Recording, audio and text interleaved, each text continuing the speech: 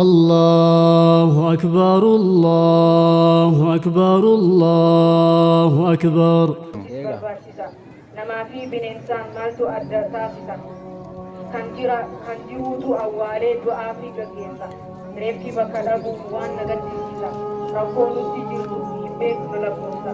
Iddoo awwaalchaa qabriisa maqaansaa mana barnoota amantaa maqaansaa madrasa.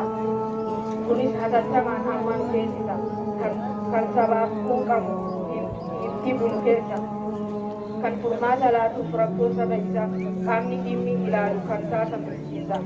Kan gaarii hojjete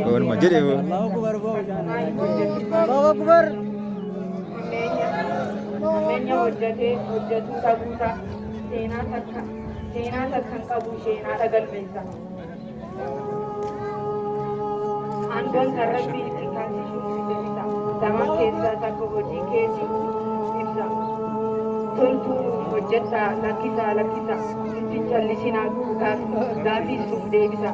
callisinaa gaafis nuuf deebisa. Faffacaanee kophaa hin jiraannu jennee erga Oromoo jedhamnee yaamamnee carraa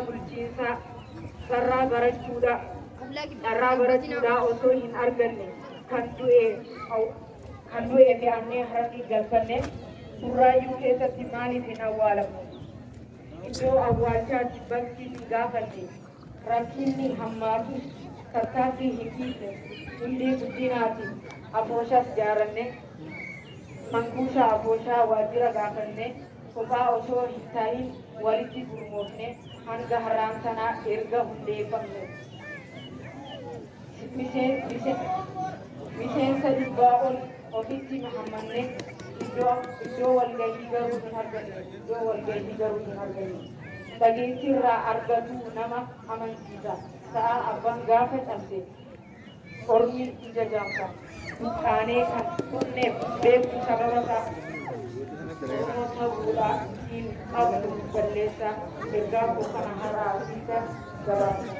Mubaarak jedhaa hunduu wal eebbisa.